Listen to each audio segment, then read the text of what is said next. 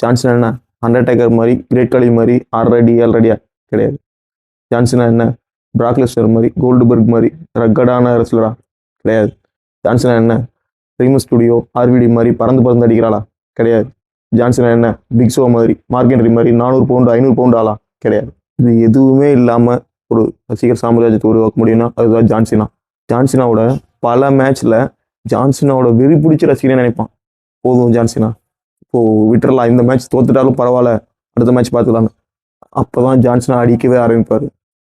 கிரிக்கெட்டே பார்க்காதவங்களுக்கு தெரிஞ்ச 2 பேர் சச்சின் தோனி. அந்த மாதிரி டபிள்யூடபிள்யூனா என்னன்னே தெரியாதவங்களுக்கு கூட ஜான்சினாவை தெரியும். கீழே இருந்து 10-15 பேர் ஓடி வந்தாலும் ரிங்கு மேலே ஜான்சினா இருந்தா ஜான்சினா பின் வாங்கி நான் பார்த்ததே இல்லை.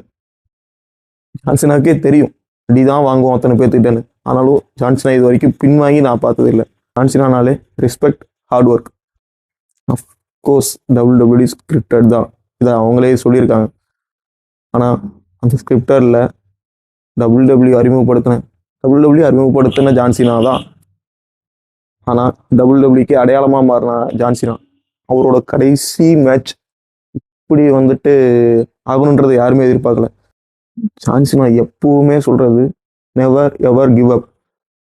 நானும் 20 வருஷமா மேட்ச் பார்த்துருக்கேன், ஆனால் ஜான்சினா அது எப்பவுமே பிரேக் பண்ணது கிடையாது.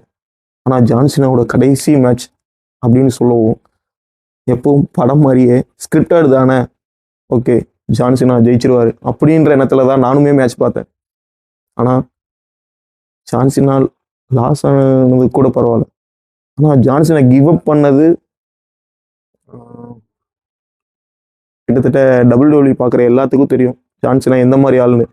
மார்க்கென்ட்ரி, Brock Lesnar, CM Punk, Undertaker, Kane, Big Show எல்லார்ட்டையும் அடி வாங்கின ஜான்சினா என்றைக்குமே ஐ குவைட்னு சொன்னது கிடையாது, கிவ் அப் பண்ணது கிடையாது.